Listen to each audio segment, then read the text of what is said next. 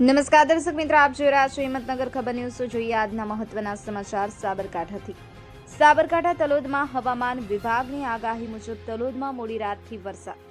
સાબરકાંઠા જિલ્લાના તલોદમાં 5 ઇંચ જેટલો વરસાદથી નદી નાળા છલકાયા। તલોદ પ્રાંતિજની વચ્ચે પસાર થતી ખારી નદીમાં નવા નીરની આવક થતાં ખેડૂતોમાં ખુશી।